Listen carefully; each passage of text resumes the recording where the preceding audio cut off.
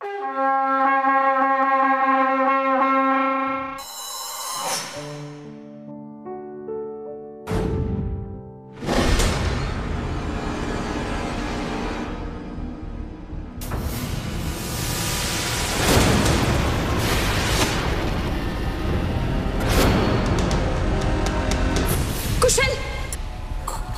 खून।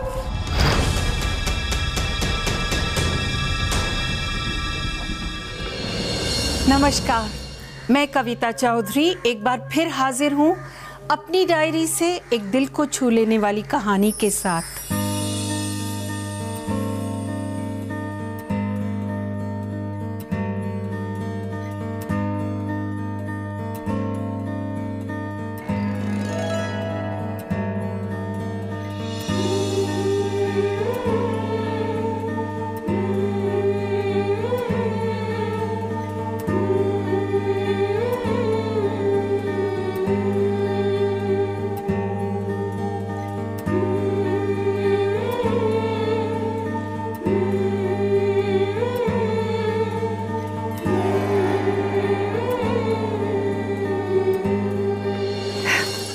बोलो बेटा, क्या खाओगी?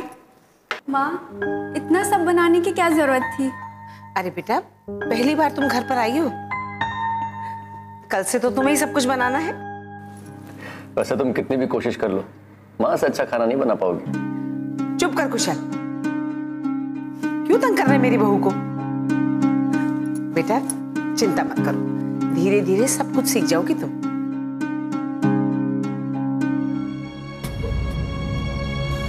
अरे क्या हुआ बहू, रो क्यों रही हो? पापा की याद आ रही है? कुशल, पापा मान तो जाएंगे ना? तुम फिक्र मत करो, और वैसे भी तुम्हारे अलावा उनका है ही कौन। अब भाग के शादी की है तो कुछ दिन नाराज तो जरूर रहेंगे, लेकिन तुम देखना अंत में सब ठीक हो जाएगा। कुशल बिल्कुल ठीक कह रहा है, और एक बात तुम दोनों मेरी भी सुन लो, मुझे जल्द से जल्द दादी बनाना है तुम्हें, समझ गए? एक बार तुम्हें बच्चा हो जाएगा ना तो देखना, तुम्हारे पापा भी अपने नाती को देख के बहुत खुश हो जाएंगे, सब कुछ भूल जाएंगे। चलो खाना खाओ। सामान लगा रही हो? हाँ माँ। बाकी का सामान कहाँ है? बस यही है। क्या ये इतना सा सामान लाई हो तुम? हाँ माँ, पापा को बिना बोलकर निकली थी ना, जल्दबाजी में जितना ले पाई उतना ही लिया। सही कह रही हो तुम बेटा, अगर तुम्हारी शादी सही ढंग से होती ना तो बहुत सारे तोहफे मिलते। देखो मेरी बात मानो और अपने पिताजी से अपना स्त्री धन मांग लो। हाँ माँ, वो तो है, पर मुझे कुशल जैसा पति मिला और आप जैसी माँ मिली, यही मेरे लिए काफी है। वो तो ठीक है बेटा, लेकिन स्त्री धन तुम्हारा हक है। स्त्री धन एक औरत के लिए अपनी नई गृहस्थी शुरू करने के लिए बहुत काम आता है। तुम्हारी माँ नहीं है ना, इसीलिए शायद तुम्हें नहीं पता, लेकिन अब मैं हूं ना। देखो मेरी बात मानो और अपने पिताजी से अपना स्त्री धन मांग लो। वैसे भी एक ना एक दिन उनका सब कुछ तुम्हारा ही तो होने वाला है। अपने पिता की मर्जी के विपरीत जाकर शादी करना क्या गुस्ताखी है? इश्क कर बैठना क्या कुदरती नहीं है? और दोनों प्रेमी साथ खुशी खुशी रहने लगे, ये सपना देखना क्या मूर्खता है? हर लड़की की तरह निशा को भी उम्मीद थी कि उसका पति सच्चा साथी होगा और उसकी सास उसे बेटी की तरह प्यार करेगी, पर दूसरे ही दिन स्त्री धन की बात छेड़ देना। स्त्री धन लड़की का हक होता है जो वो शादी के बाद अपने साथ लाती है या जो उसे गिफ्ट्स में परिजन देते हैं। स्त्री धन पर लड़की का पति या उसके परिजन कोई हक नहीं जता सकते। कई स्त्रियां अपने स्त्री धन को परिवार की उन्नति पर लगाना चाहती हैं, अपने पर नहीं। ये उनकी अपनी मंशा है, लेकिन अगर कोई इस स्त्री धन पर हक जमाने लगे तो ये दहेज का रूप ले लेता है। और दहेज वो कुप्रथा है जो सामाजिक अभिशाप भी है और कानूनन अपराध भी। कैसा गया तुम्हारा दिन? अरे क्या हुआ? ऐसे मुंह लटका के क्यों बैठे हो? कुछ नहीं हुआ है, तुम सो जाओ चुपचाप। बताओ क्या हुआ?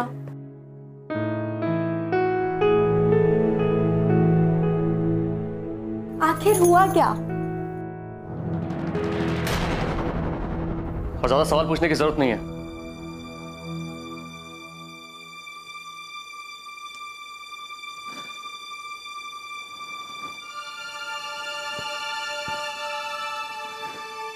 I'm sorry. मुझे तुम पर इस तरह चिल्लाना नहीं चाहिए। क्या बताऊं, आज का दिन ही कितना मनहूस है। आखिर हुआ क्या? आज एक बहुत बड़ी डील मेरे हाथ से निकल गई।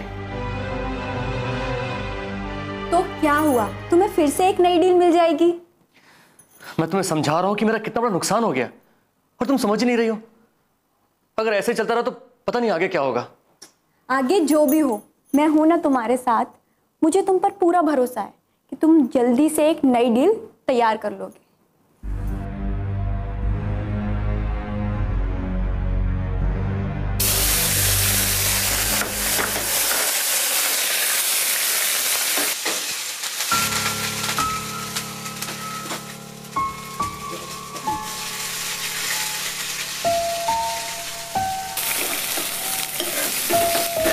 अब शायद ये नौकर भी निकालना पड़ेगा। क्यों माँ? अरे कुशल ने कुछ बताया नहीं तुम्हें? बताया तो था कि कुछ नुकसान हुआ है, पर तुमने अपने पापा से बात की? मेरा मतलब है कि अगर तुम्हारी तरफ से थोड़ी मदद हो जाती तो हम फिर से नौकर रख सकते हैं।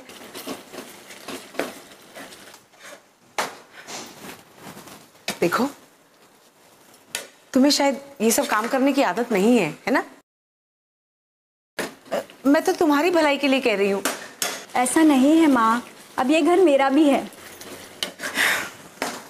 अरे मुझे क्या तुम्हारे पैसे से कुछ लेना देना है? तुम्हें ही फायदा होगा ना अगर नौकर होगा, वरना ये सब गृहस्थी तो करनी पड़ती है।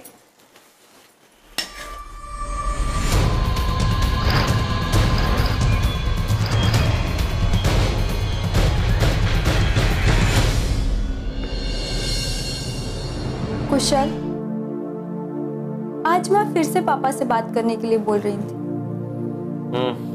क्या पूछ रहे थे?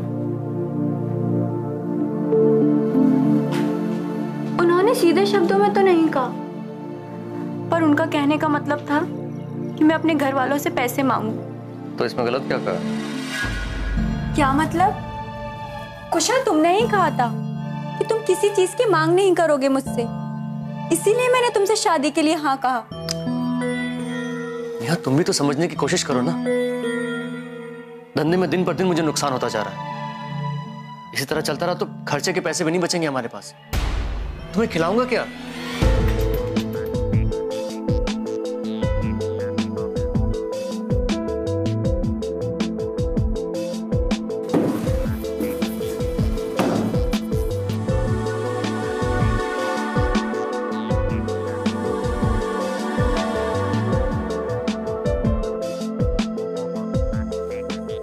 ये लो, मेरी सेविंग के 15,000 रुपए। क्या पता ये हमारी मदद कर दे। इससे मेरा क्या होगा? हाँ? इससे 1 महीने का खर्चा तक नहीं निकलेगा, और कर्जदारों को जो पैसे देने हैं वो अलग। देखो, मुझसे जो हो रहा है मैं कर रही हूँ ना, आगे जो भी हो हम मैनेज कर लेंगे। तुम इतना जिद क्यों करती हो? एक फोन करके पापा से पैसे मांग लो ना, हक बनता है तुम्हारा। पापा मुझसे बात नहीं करना चाहते, पैसे देना तो दूर की बात है। तो ठीक है, अब से हम नौकर नहीं रखेंगे। घर का सारा काम तुम्हें करना पड़ेगा। कर लोगी ना?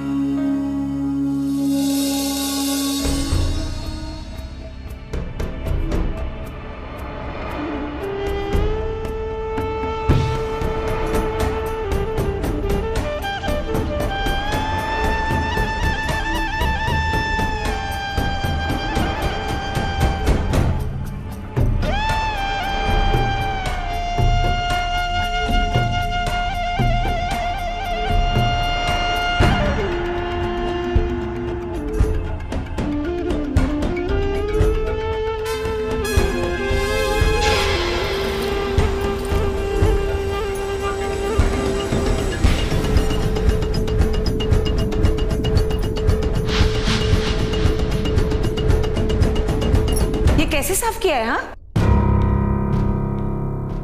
कितना गंदा है यहाँ। और यहाँ भी सब समझ नहीं आता। माँ, ये साफ ही तो है। एक तो काम नहीं करती ठीक से, ऊपर से मुझसे जबान लड़ाती है।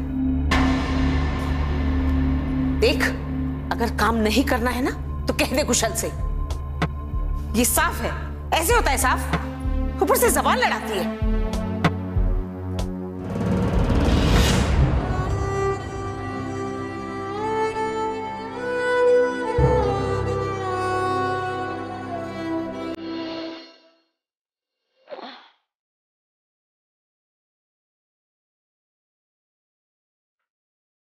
निशा, निशा, जरा मेरे पैर दबा दो, आज बहुत थक गया हूं काम पे, दर्द हो रहा है बहुत।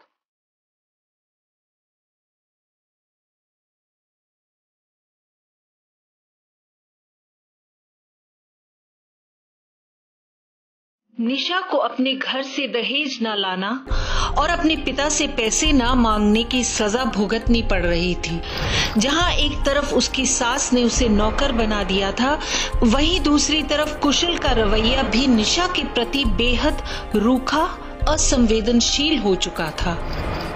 निशा को लग रहा था चूंकि उसने भागकर शादी की थी, इसलिए अब इस अत्याचार को सहने के अलावा उसके पास कोई दूसरा रास्ता ही नहीं था। क्या निशा भागकर शादी करने की सजा भुगत रही थी, या ये घर घर की कहानी है जहां पर उम्मीद औरतों से की जाती है कि वो परिवार के लिए अपना सर्वस्व न्यौछावर कर दे, या फिर निशा प्रेम विवाह करके एक ऐसे माया जाल में फंस गई थी जहां से निकलना नामुमकिन तो नहीं था, पर मुश्किल जरूर था। निशा को बिल्कुल मालूम नहीं था कि ये तो उसकी तकलीफों की सिर्फ शुरुआत थी।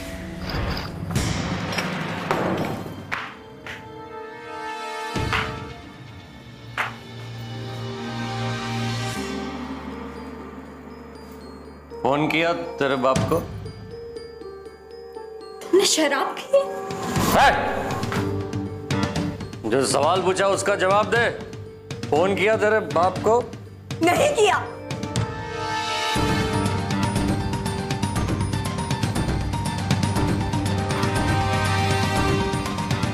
चल फोन लगा और तेरे बाप को बोल कि तेरे को पैसे की जरूरत है। नहीं करूंगी, और पैसे के लिए तो बिल्कुल भी नहीं। तुम ये जो कर रहे हो वो गलत है। यही सही है, यही सही है। पहले ऐसे बिल्कुल भी नहीं थे।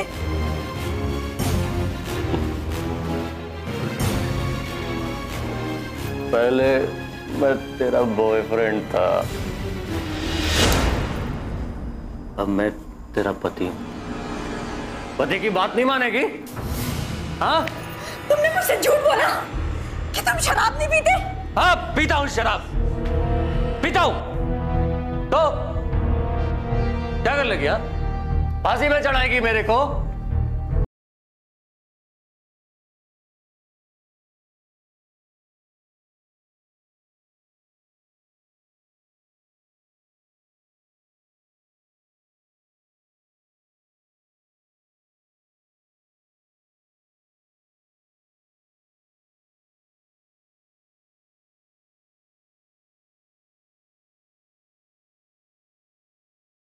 पति से जबान लड़ाती है?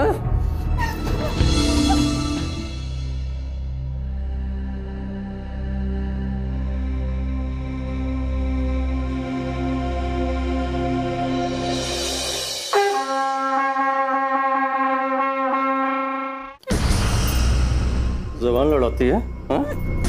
पति से जबान लड़ाती है?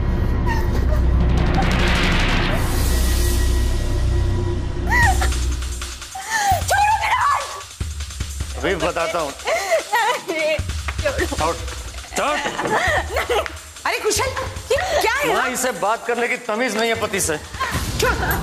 छोड़ इसे। क्यों रही? हाँ? पहले तो बड़ी मीठी मीठी बनती थी, अब क्या हुआ?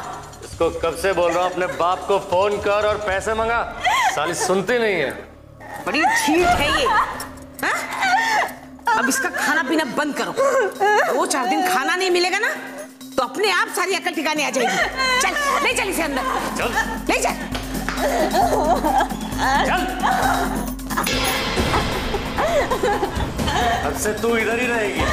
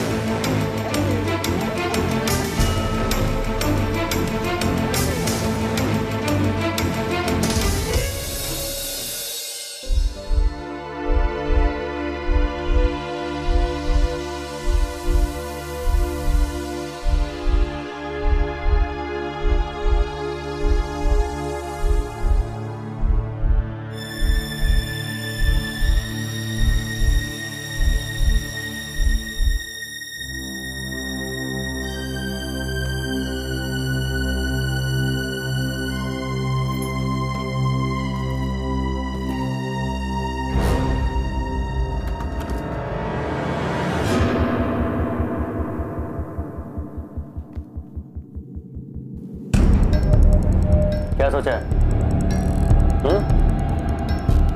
क्या फैसला लिया है? चल चल।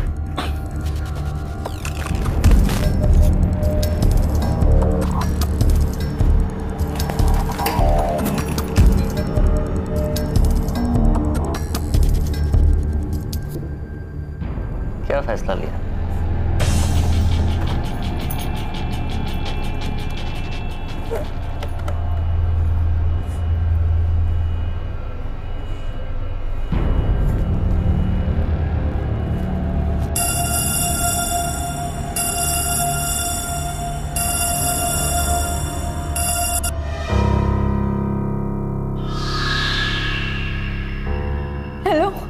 हेलो। बोल, तुझे क्या चाहिए? हेलो पापा, आप कैसे हो? देख, मेरे पास तेरे फिजूल सवालों का जवाब देने के लिए समय भी नहीं है। जो भी कहना है जल्दी कह रहे। पापा, मुझे पैसों की जरूरत थी। मेरे पति कुशल को बिजनेस में बहुत बड़ा नुकसान हुआ है। अगर आप मेरी मदद कर देते तो। पैसे चाहिए ना? पैसे मिल जाएंगे। हर महीने तेरे अकाउंट में 10,000 रुपया जमा कर दूंगा। अभी शादी भी तूने जो की है ना, तो शादी को भी संभालना सीख ले। पापा, मुझे यहाँ से ले जाओ।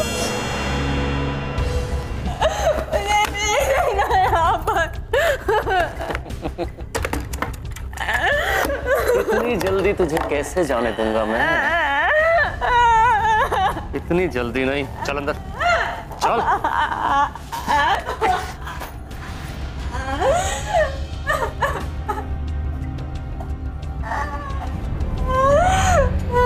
अभी तो तुझे हर महीने मेरे लिए चेक साइन करने हैं।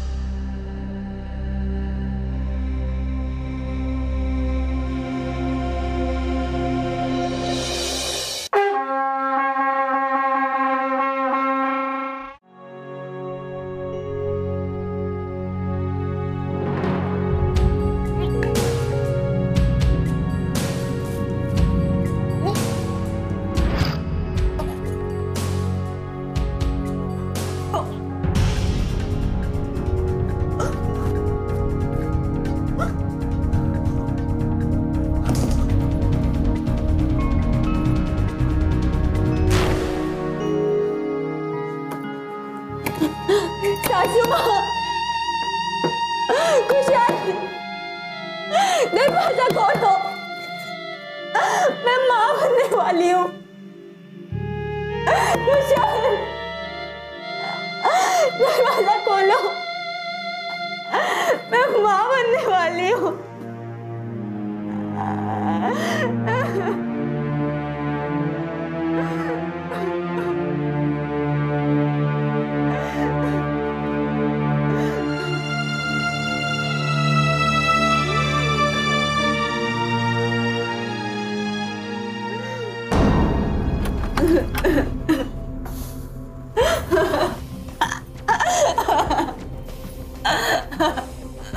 मुझे डॉक्टर के पास लेके, मैं माँ बनने वाली हूँ और ये बच्चा भी तो हम दोनों का ही है ना। बच्चे का शौक तुझे है, मुझे नहीं।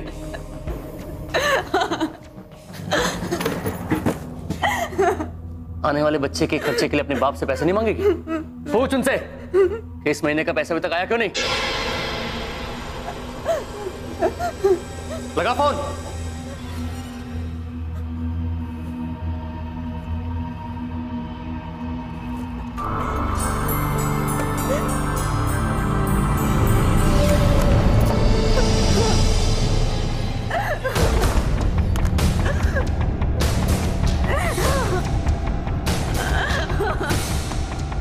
पुलिस को फोन कर रही थी? 100 नंबर डाल कर रही थी?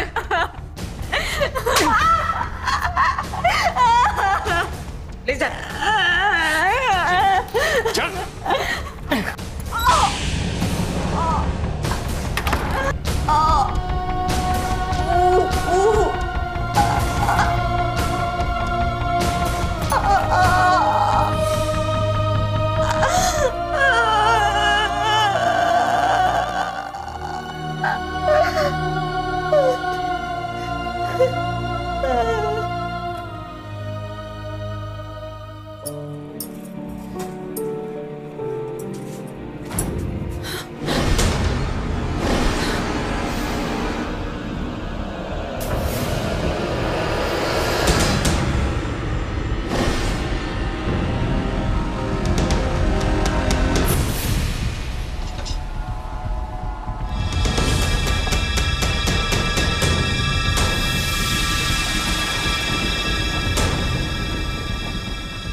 कुशल, कुशल, खून, कितना खून। देख जरा।